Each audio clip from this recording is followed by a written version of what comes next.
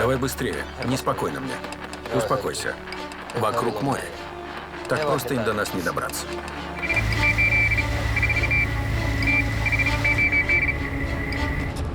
Товарищ капитан третьего ранга, в эфире незарегистрированная радиостанция дальнего действия.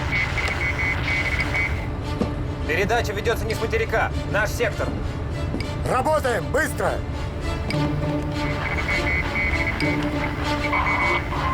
Лево на борт! Есть! Группа Тарни.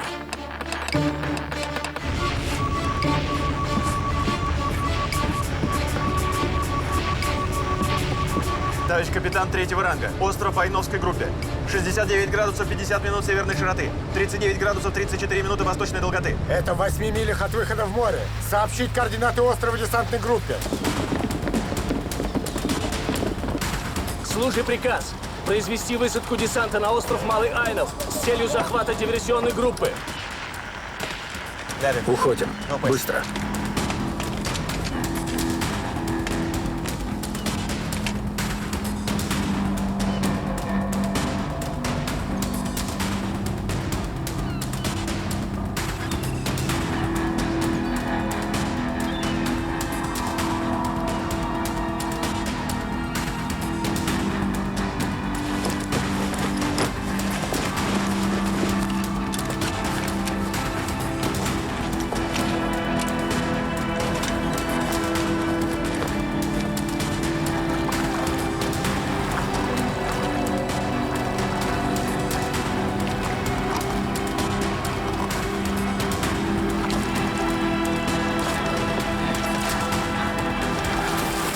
Семчук, остаешься здесь?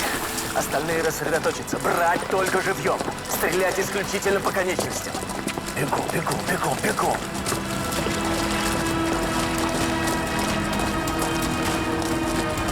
Вперед!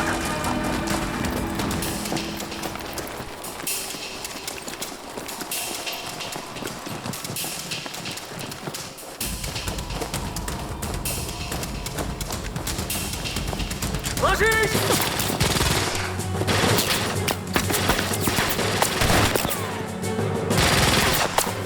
Кольцо! Стрелять только по конечностям!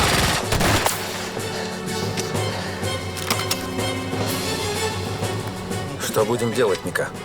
Молиться. Время для этого сейчас самое подходящее. Я неверующий.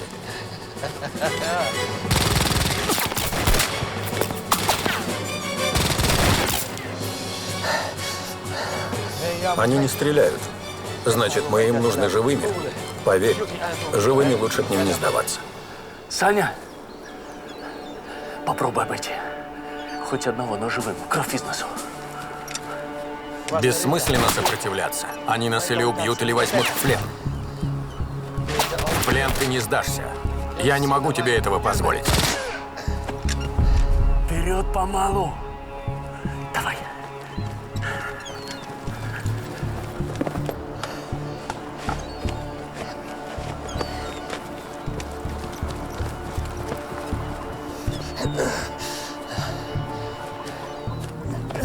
Ложись!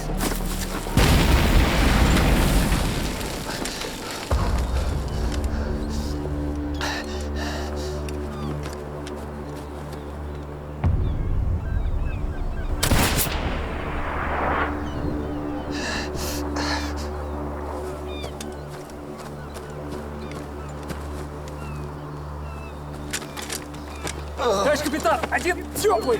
Лежать! Ну что, красава, нагулялся? Да переверни его. Коль, второй холодный. Так точно! Мне не вижу.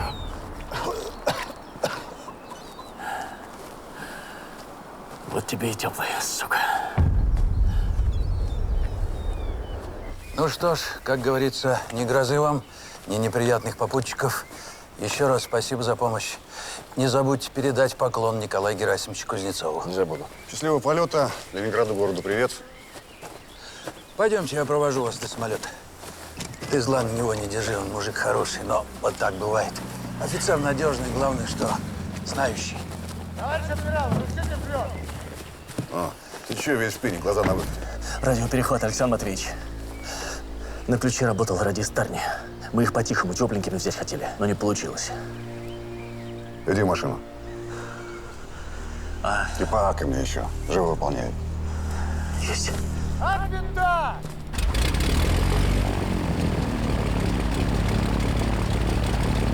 Товарищ подполковник!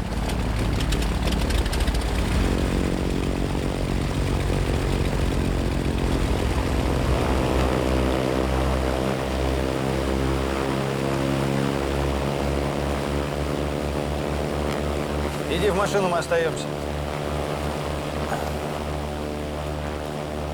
Что-то случилось? Лен, тебе придется лететь без меня. Почему? Что произошло? Так будет лучше. Я без тебя никуда не полечу. Послушай, в твоем положении... Я все прекрасно знаю про свое положение, Сереж. И я повторюсь, я без тебя никуда не полечу. Ладно, тогда условия остаются прежними. Никакой оперативной работы. Если ты меня слушаешься, улетишь первым же самолетом в Ленинград. Сереж. Майор Солей. Никаких обид, никаких рисков. Работаешь с бумагами. Занимаешься аналитикой. Выполняешь все, что я скажу. Это ясно? Или сейчас же улетишь в Ленинград? Слушаюсь, товарищ подполковник. Никаких рисков, занимаюсь только бумагами. Поехали.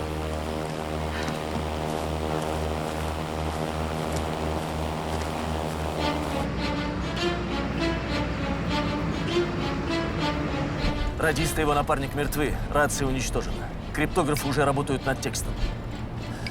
Последняя группа цифр та же, что и в ранее перехваченной шифровке группы Тарни.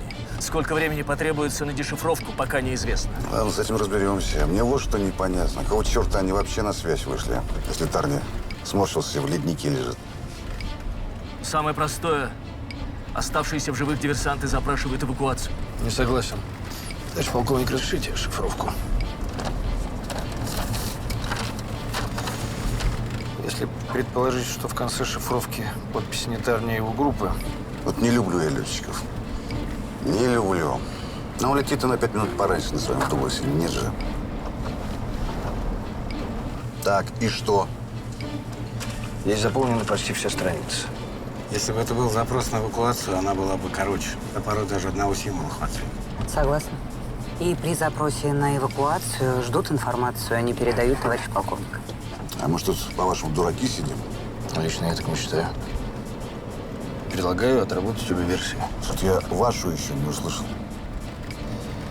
Думаю, что вражеская разведгруппа продолжает свою игру, невзирая на гибель Тарни.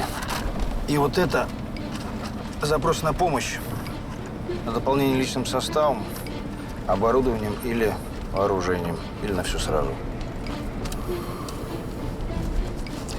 Ну, тогда под свою балалайку пришлите, а мы свою обработаем.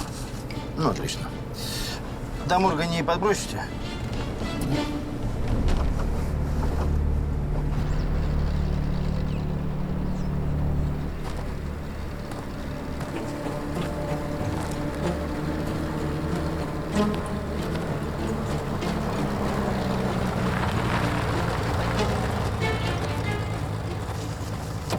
Здравия желаю. До города не довезешь? Песни петь умеешь? Что? Всю ночь в дороге. Боюсь уснуть за рулем. Ладно, залезай.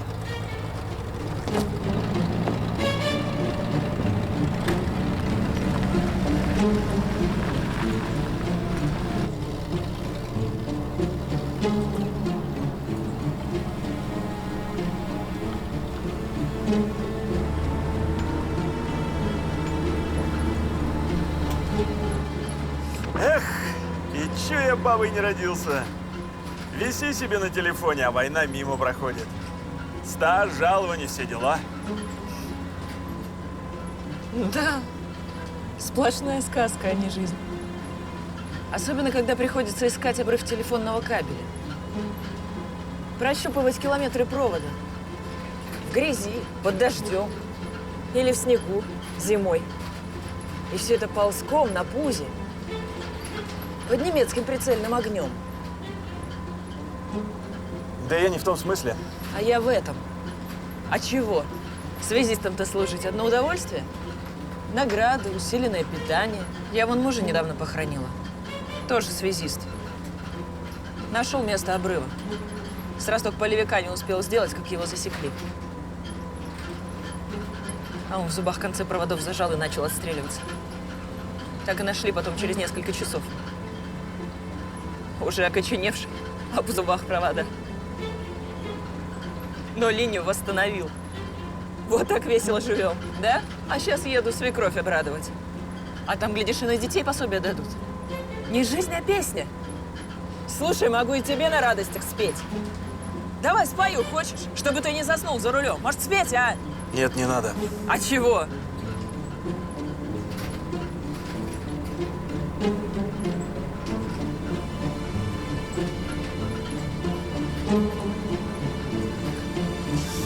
Ты это... Извини. Смерть наступила в результате 2 глухих пулевых ранений. Имеем входные отверстия от пуль калибра 7,62. Одно в правую ключицу, а другое в правое глазное яблоко. Выстрелы произведены с малой дистанции, но не в упор. Интересно, что еще можете сказать? Погибший участвовал в боях, полагаю. Имел ранение. Пулевое, также глухое. Вот, прошу, помогите, пожалуйста. Есть. Опа. Это случилось более 2 лет назад. Калибр пули определить сложно. Вошло глубоко. Входное отверстие зарубцевалось. Был прооперирован умелым хирургом русской школы. Почему русская? Русской или советской, в общем, нашей отечественной. Видите ли, в Германии, равно как и в Финляндии, практикуется другая школа – шов, подонати или алгаверу. Здесь же, поглядите, судя по оставшимся следам, шов нахлёстку применяемый преимущественно у нас, у русских. Несколько, может быть, эстетически некрасиво, но все-таки это надежно. Значит, можно предположить, что прооперировали его в Советском Союзе. Большой долей вероятности. Этот человек не мог лечь под нож советского хирурга. Разумеется, теоретически. Вы сказали, ранение было 2 года назад? Да. То есть, получается, либо врач-перебежчик, либо из бывших. Да, вероятность ничтожна, но она у нас есть. Мы ее отбрасывать не можем. Вы знаете что-то о погибшей, помимо общей информации? Здоровье там или какие-то привычки? Ну, например, как много он курил, ну, к примеру. Лаври? Да. Никогда не курил. Не дыми. Ой, извини. Читай дальше. Вообще считал курильщиков глупцами, которые сводят себе сами в могилу. Товарищ подполковник, этот человек курил с детства и курил много. Поглядите. 3 пальца курильщика от большого до среднего пожелтели от долговременного употребления табака. Я также могу вам продемонстрировать и его легкие. Они тоже определенно принадлежат курильщику. Ну, а если это он работал на каком-то химическом производстве, может быть, какие-то реагенты? Не исключено. В легких никотиновая смола. Я ничего не понимаю, но это же Лаури. Признаться, я тоже. Теперь особенно. Но есть одна мысль. Но для того, чтобы ее проверить, для этого необходимо время.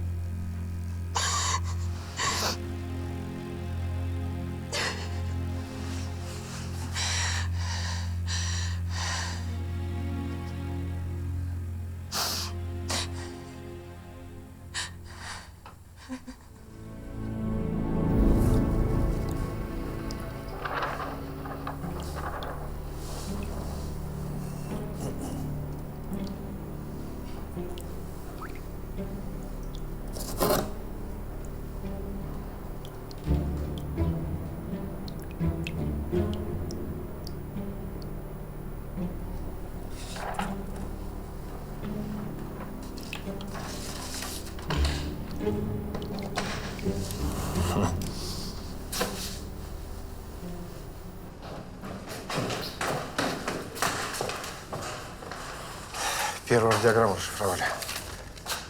Агент Гешпигель прибыл в Тарне. По-немецки Гешпигель зеркальный.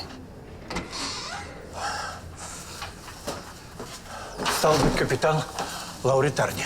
Верно. Это не он. Что? Это человек не Лаури Тарни.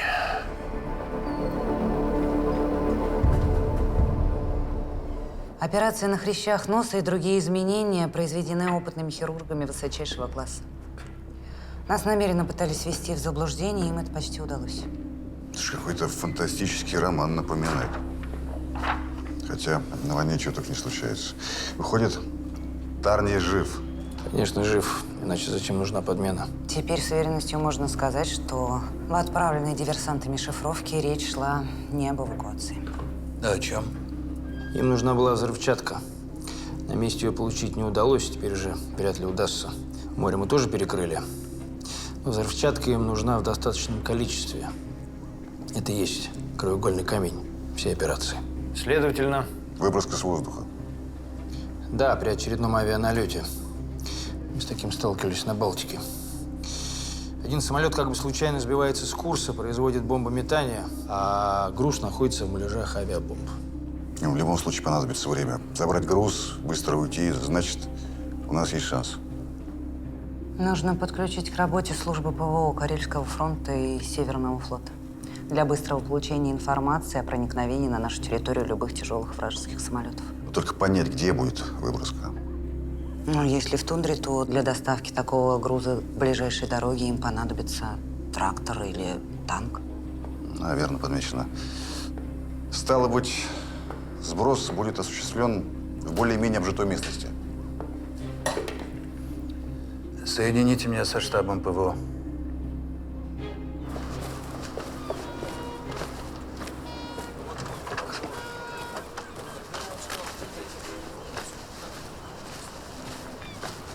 Володя, а ты не знаешь, где Валентина? Так она в питомник умчалась, к горну своему, минут 15 назад. Она же раньше кинологом была, ну и… Я знаю. Здесь недалеко, на Энгельса. Всегда пожалуйста. Хороший мальчик, хороший. Он молодец. Быстро идет на поправку. Ничего, Гарун, мы еще с тобой послужим. Погоняем бандитов. Что? Вы же сказали, он идет на поправку. Да, это так. Но не уверен, что Гарон сможет и дальше нести службу. Получив такое ранение, даже не знаю. И что будет, если его признают непригодным? Ты же понимаешь, время сейчас такое, мы не можем себе позволить… Его усыпят? Надо что-то придумать.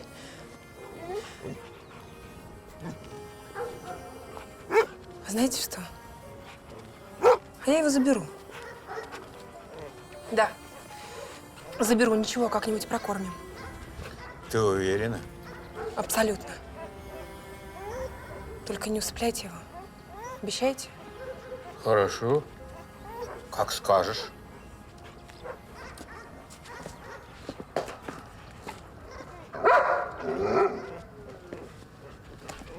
Свои, все. Как он? Сказали, идет на поправку. Может? Свои, Гарун. Тихо, Гарун. Свои. Вы меня простите за прошлый раз. Не надо было за вами следить. Надо было. Я серьезно. Идет война. Да и работа у нас такая. Подозревать всех с первого взгляда. Вот и подозреваем, а потом грыземся. Как Сабуров с Кириленко.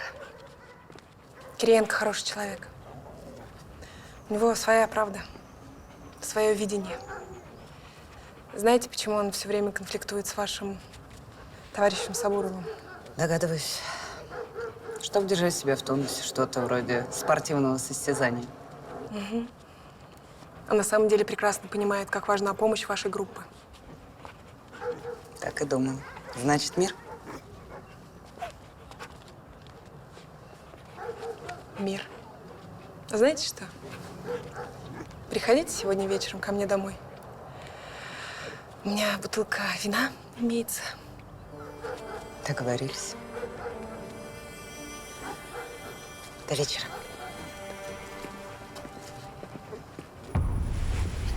Сама не знаю, что на меня нашло. Он был такой самодовольный. Тыловики все такие. Поэтому я так отреагировала. А что ты ему сказал? Что ты погиб. Но это же неправда. Ты знаешь, подумала, Чего? что вдруг слова материальны. Что все это сбудется. Что? То, как ты отстреливался с проводами в зубах. Твоя смерть. Награды. Линда, ну ты же все придумала. Я с тобой. Я здесь, я живой.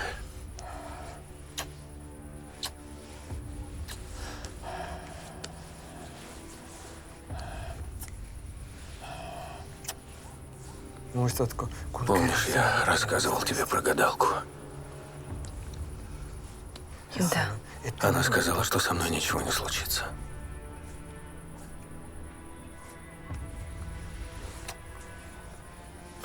По крайней мере, не на этой войне.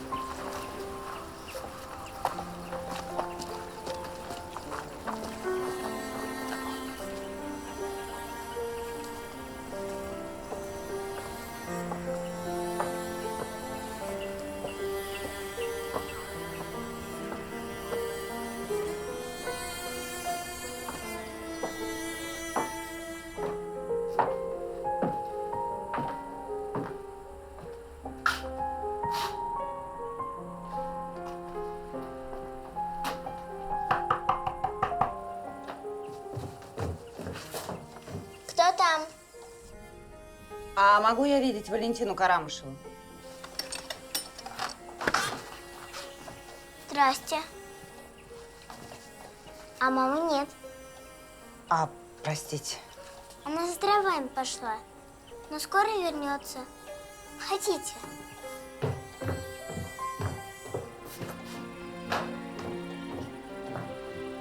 Но вы идете или нет?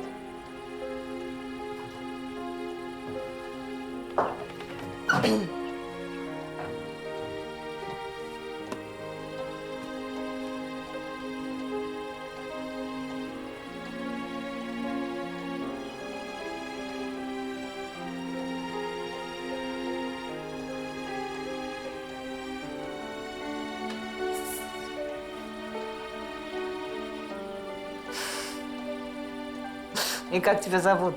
Даша. Я Лена. В каком классе учишься, Даша? Да вы что? Я еще в школу не хожу. А выглядишь прям... Хотя не очень хорошо в этом разбираюсь. Вот. Пушкин. Сказка о царе Салтане. Хорошая книжка. Хочешь почитать? Да вы что? Я еще не умею. Точно. Хочешь, чтобы я почитала? Ага. Ладно.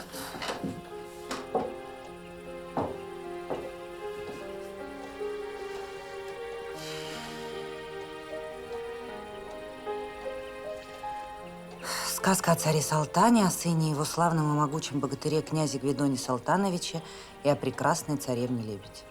3 девицы под окном пряли поздно вечерком. «Кабы я была царица, — говорит одна девица, — то на весь крещенный мир приготовила б я пир».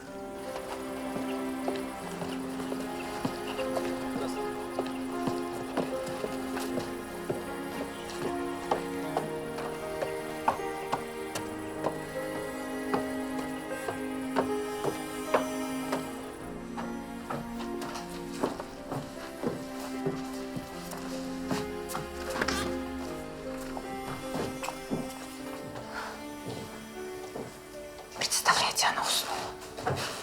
Заставила вас читать. Она у вас очень милая и доверчивая. Наоборот, недоверчивая. Просто вы понравились.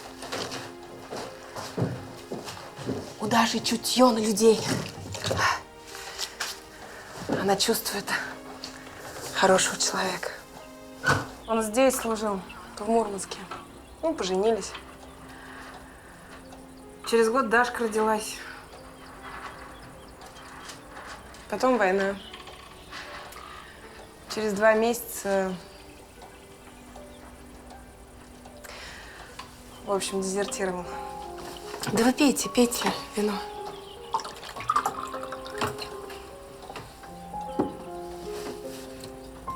А что было потом? Да ничего. Из-за этого меня хотели уволить из органов. Александр Матвеевич пожалел. Взял к себе в отдел.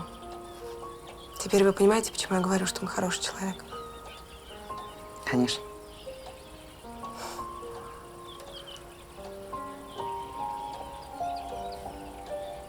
С кем вы Дашку оставляете, когда на работу уходите? С тетей Шурой, соседкой. Мы у нее комнату снимали. У нее сын на фронте погиб. Семьи не было. Так она говорит, что Дашка ей теперь как внучка.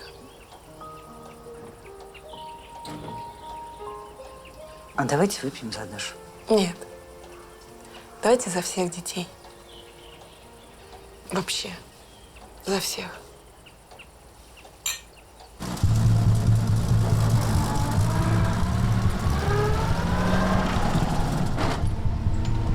Как ты думаешь, можешь мне ее на танцы пригласить?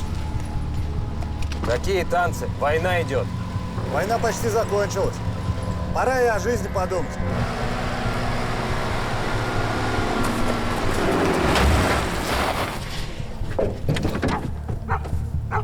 Ты чего, дядя, ошалел? Или зенки залил уже? Браток, с женой плохо. Больничку бы ее. А кому сейчас хорошо? На то и война, некогда нам. Люди добрые, помогите Христа ради. Помрет папа. А я говорю, отвали. Мы тебя не по своей надобности едем. Погоди. Что с ней? Если бы я знал, вот труп, говорит, прямо огнем горит. Возможно, острый аппендицит. Где жена? Да здесь недалеко. Я бы сам, но я боюсь, один не дотащу. Ну давай, показывай. Только быстро.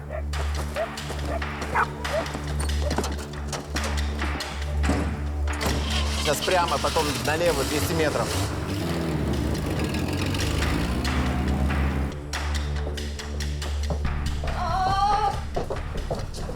Она тут.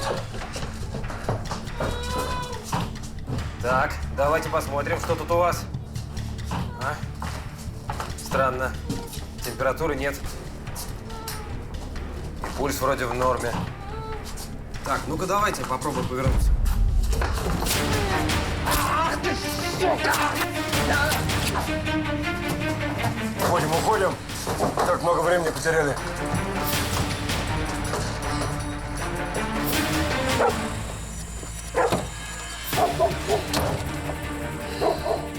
Нормально потянет. Кто там? А я почему знаю? Я думал, они все вышли. Да поедем-то. Терпеть мочи нет. Уже приехали. Мы с женщинами не воюем. Мы же советские. Смотри, какого скакуна в чулане нашел. Попробую как-то его оживить. От шкуры покрашу, будет как новый. Это его? Возможно. Каждой лошади нужен хозяин. А если это хозяйка? Еще лучше.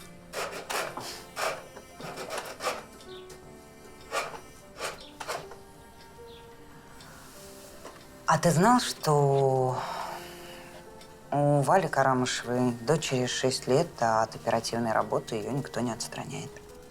Ничего себе. 6 лет и уже на оперативной работе? Послушай, я знаю, что мы это обсуждали.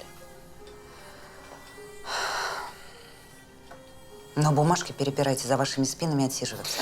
Ну, ты же сама сказала, мы это уже обсуждали. Сереж, ну я могу помочь. Ты помогаешь? Да какой к черту помогаешь? И почему Вале можно, а мне нет? Послушай, если с Валей что-то случится, государство позаботится о ее ребенке. А если что-то случится с тобой, наш ребенок вообще не родится. Я очень прошу тебя это понять. Я очень тебя люблю. И прошу не рисковать. Хорошо. Я поняла. Да. 2 часа назад было совершено нападение на машину скорой помощи. Водитель и фельдшер бесследно исчезли. Но в машине была роженица. Ее нападавшие доставили в больницу. Похоже на Тарни. Он с женщинами не воюет. Марка автомобиля? Грузовая, ЗИС-5. На таком вполне можно перевезти тяжелый груз. И карету скорой помощи никто не будет останавливать и проверять. Ну, значит, выпуск сегодня. Поехали в управление.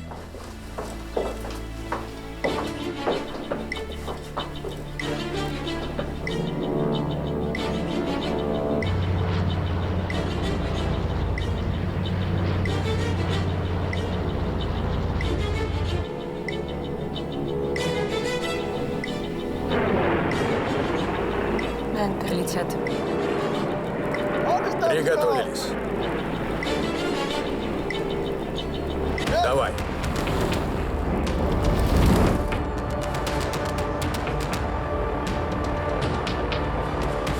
Приготовиться к бомбометанию. Все готово.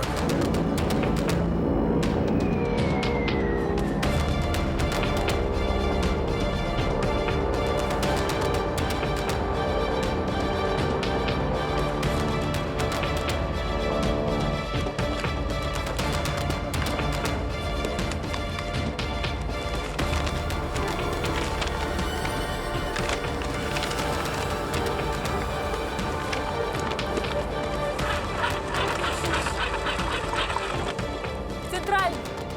Докладывает КПН 047. Есть сброс, даю координаты.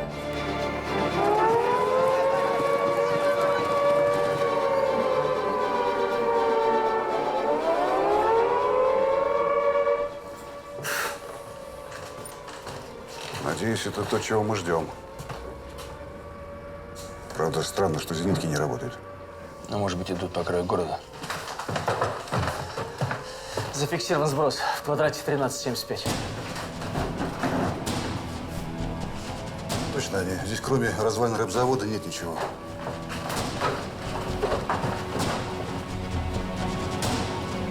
По машинам! Живее, живее! Грузимся, ребяточки, грузимся. Капитан, вылезай сам. Не волнуйся, все будет хорошо. Будь осторожен. Буду. Время!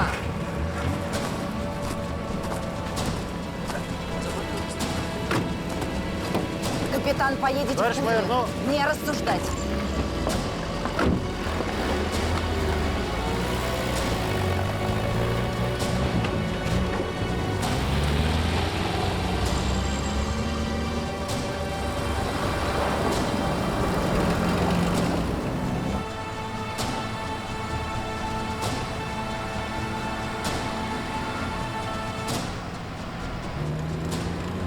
Надо бы по-тихому подойти. Там за пригорком затяжной спуск. Можно будет движки вырубить. Накатом почти до самого места спустимся.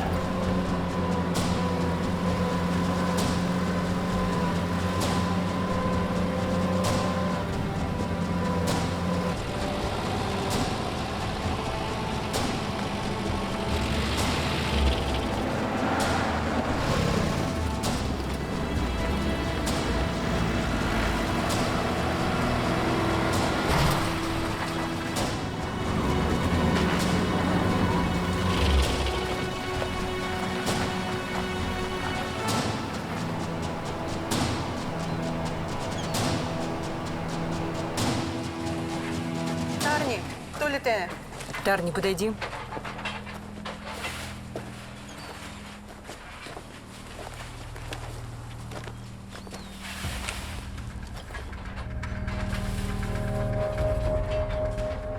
Случайных грузовиков здесь быть не может. Это чекисты.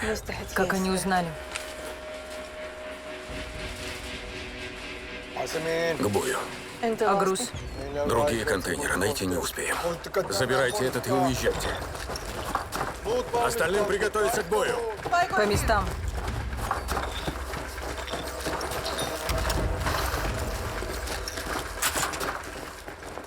По моей команде. Огонь!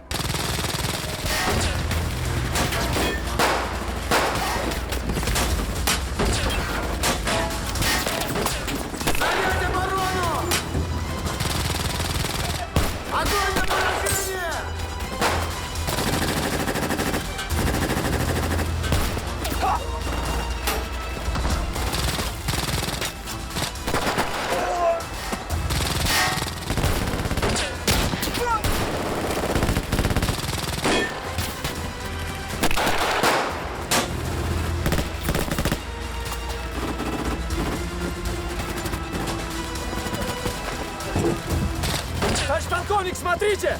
Они машину грузят! Черт, отсюда не достать! Прикройте!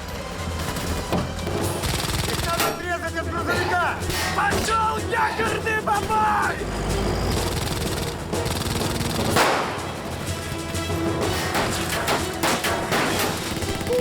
Стреляйте по машине!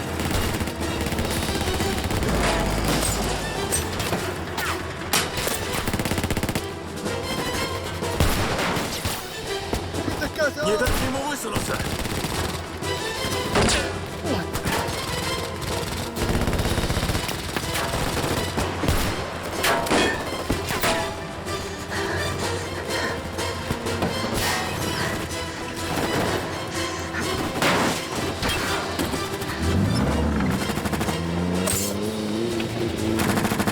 Пойди вперед! Атаку! Лена! Кто Лена? Огонь по грузовику! Немедленно отправляйте груз. Мы задержим их здесь.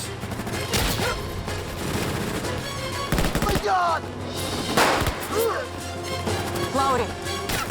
Царапина.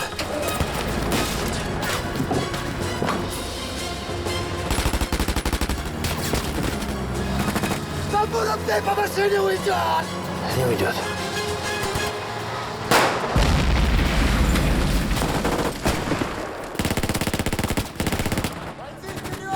Уходим через болото. Уходим.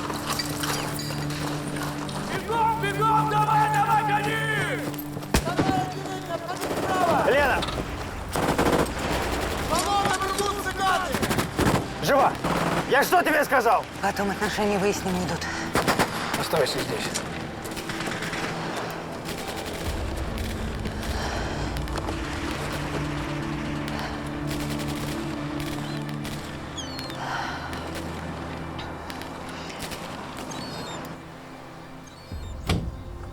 Интересно, сколько в каждом контейнере?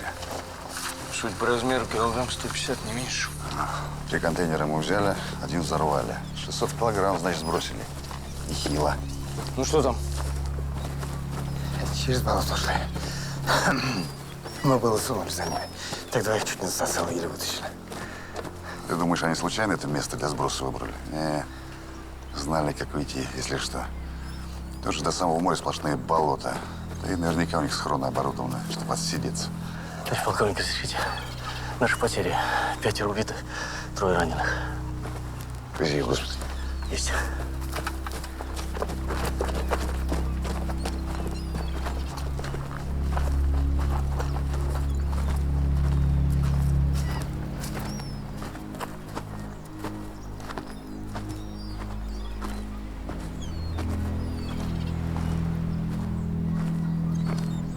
Майор Солей, Сереж, давай не будем. вы получили приказ не участвовать в оперативной работе. Что вам в этом приказе показалось непонятным? Я слушаю. Прошу прощения, товарищ подполковник. Я не услышал ответ на свой вопрос. И если бы я не ослушалась вашего приказа, вы бы сейчас не могли мне задать этот вопрос.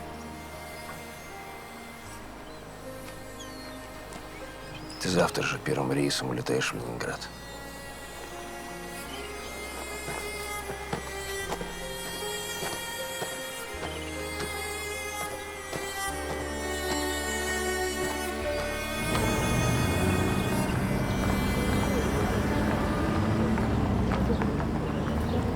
Хорошо. Сколько ей было приблизительно лет? Ну, может, чуть больше 30. А цвет волос? Темный, светлый? Ну, блондинка или брюнетка? Рост помните? Знаете, я такого страха натерпелась. Я же ее только мельком видела. Я вообще чуть в этой машине не родила. Понятно. Ну, может быть, какие-то особые приметы. Шрам, бородавка, глаза, может, косили. Понятно. Дайте мне ваш блокнот. Мне легче будет нарисовать. Вы рисовать умеете? Да, я до войны в школе художником работала. Учителем рисования. Что же вы раньше не сказали? Может, вы не о том спрашивали?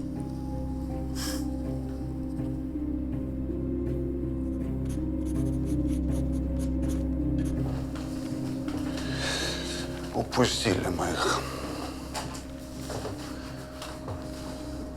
Но взрывчатку они не получили, а она им нужна позарез. В связи с этим считаю, что необходимо усилить охрану объектов, на которых имеется взрывчатка. Ну и охрану за воздухом тоже нельзя прекращать, потому что… Потому что все уже сделано. Ты думал, мы ждать будем, когда ты затылок чешешь? Тарни стремится действовать нестандартно. И какой будет его следующий шаг, мы совершенно не знаем. В любом случае, я думаю, что следующий его шаг будет очень дерзким и неожиданным. Это все лирика. Конкретно что предлагаете? Я предлагаю поставить задачу всем отделениям милиции сообщать о любых маломальски необычных или интересных происшествиях в городе. Это разумно. Аутсайд.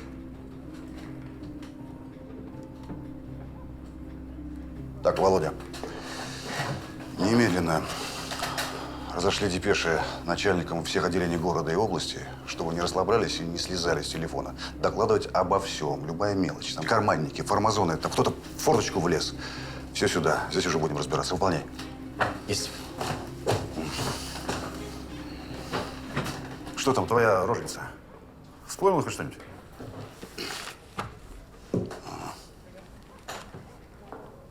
А бабу эту нам нужно разыскать. Совершенно секретно. Москва. Начальнику управления контрразведки СМЕРШ, наркомата военно-морского флота генералу Гладкову. Просьба оказать содействие в восстановлении личности диверсантки. Готовьте операционную. 15 минут на отдых, потом общий сбор. Как ты? Я в порядке. Везунчик, ты же со мной? Да, будто с того света вернулись. Потрепали нас сегодня. Ну как там, готово? Да, все готово. Пойдем. Сейчас надо. Пойдем. Пойдем. Пойдем, пойдем.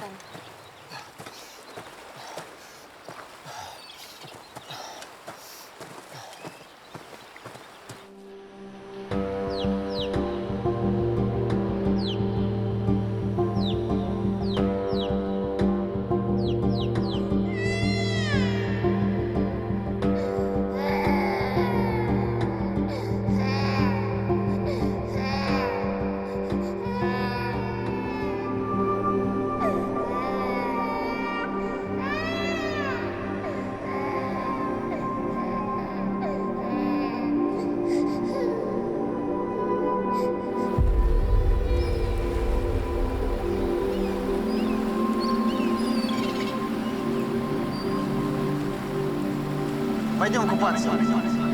пойдем. Пошли. Сережа! Сережа, нет! Сережа, стой!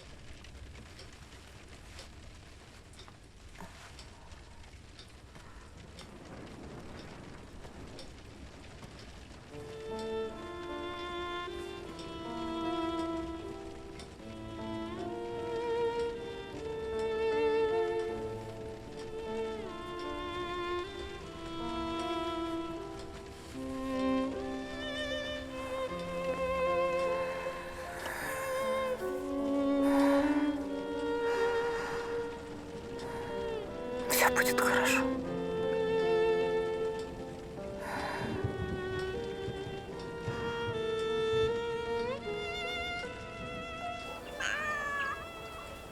Ах ты, зараза, блохастая. Кыс, кыс, кыс, кыс, кыс, кыс, кыс.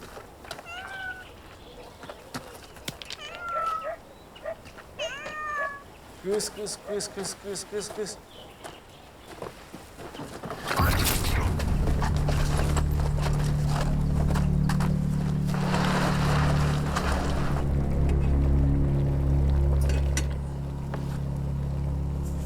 Слышь, Ефимовна, Чего тебе? бросай свою бухгалтерию. Пойдем чайку пошвыркаем. Некогда. Завтра 72-й авиаполк боевые получает, а у меня платежки еще не готовы. Грузинский. И не соблазняй. С баранками. Ну, глянь, была бы честь предложена.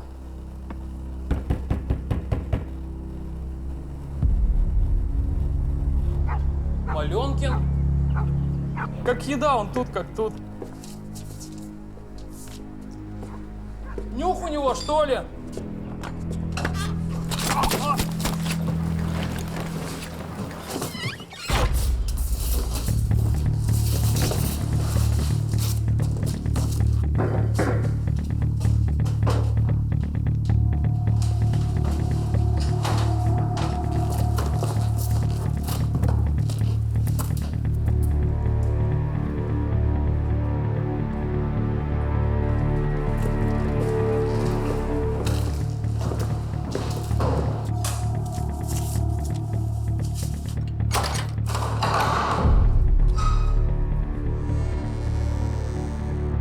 Голубев, ты? Совести у тебя нет. А ну кончай свои шуточки! А то сейчас как шмальну через дверь, чтоб впредь дурью не маялся.